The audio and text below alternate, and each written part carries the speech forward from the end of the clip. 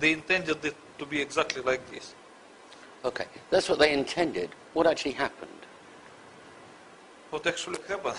Okay, I will try to explain to you. As you remember, I explained to you before that not only the underground cavity would be created, but it would be surrounded by the crushed zone, which will be filled with a pulverized material, and the damaged zone.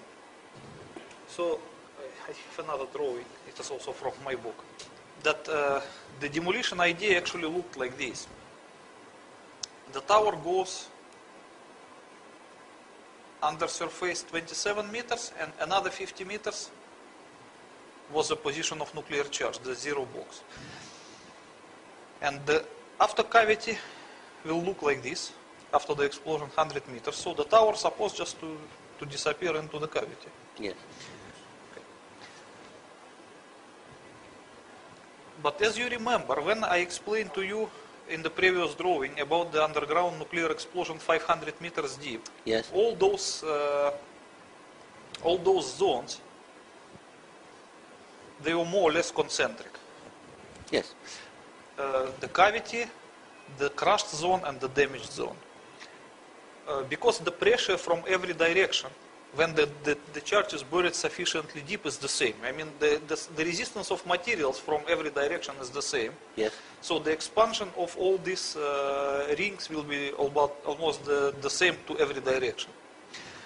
But if we position the nuclear charge closer to the Earth's surface, not the 500 meters, are just like 50 meters or 77 meters, this cavity will not look like this. They will look more elliptic with the longer end facing upwards. So the cavity will be of this form, and the crushed zone will be the same. It will look more or less like an egg with the sharper end facing upwards. I understand.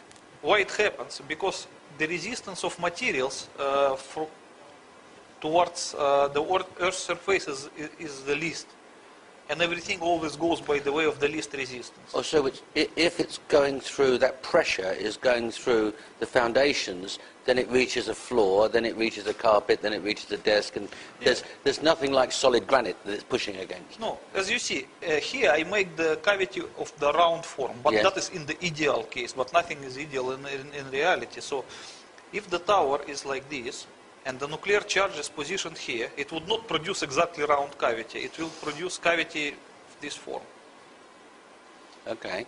And the crushed and damaged zone, they will be also like this. Because they will tend to expand by the way of least resistance towards the Earth's surface, rather than to these directions. Because here the resistance of materials is much stronger than this way. So it's just pure physics. And the other thing that you have to consider, that granite around here is more or less solid and strong material, while the tower is half empty. And even though it is steel, but it provides different resistance of material compared to granite. That's why the expansion by the tower structure of these zones will be much longer than it underground case. So if it's only 77 meters below the surface, wouldn't we hear an enormous explosion? No, you would not. What would we hear? Nothing. You will just feel the shaking of the earth, which is typical for underground nuclear explosions. Like a train going underneath? Can be compared. It would be. You can measure it by the Richter scale. 150 kiloton will produce something like maybe 5.7 by Richter scale. It's enough to feel. So when the fire chief, when the fireman testified when he left the Marriott Center and felt the ground shaking, yes, and then looked up and the South Tower was coming down. Yes, that is very reasonable explanation, because you know this expansion of these zones towards the tower structure, it took a few seconds, because once the nuclear explosion happens, at this time the earth was shook like earthquake, and then the pressure of gases begin to expand the cavity and to create these zones which will continue by the tower structure. And between the actual shaking and this process will be a few seconds. I guess in the it was 12 seconds, as you can see in the movie. We have one movie. Look at this one. This is one of the rarest movie that contemporary.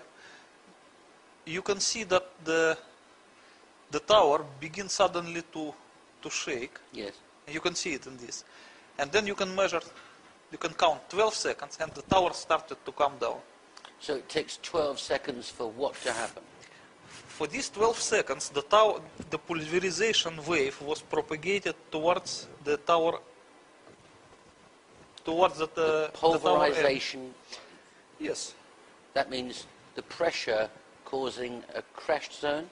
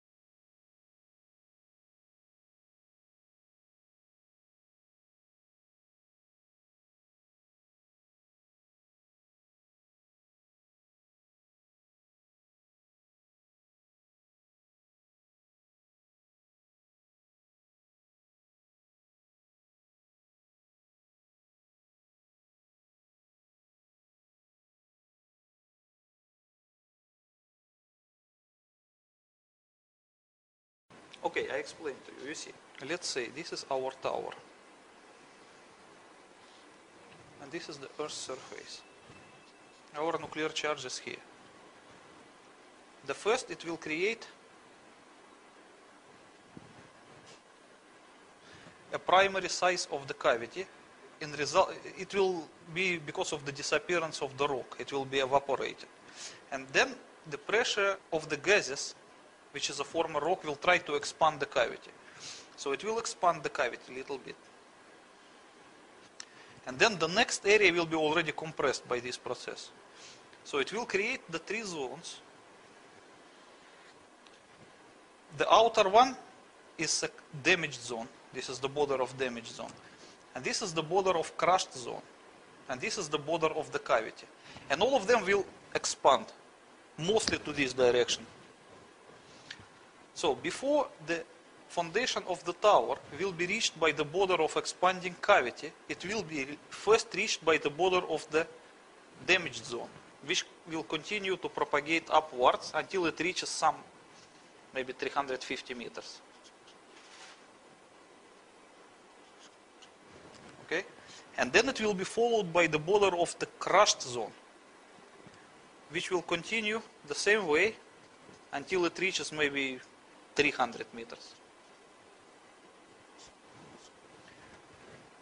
And only then it will be reached by the end of the expanding cavity.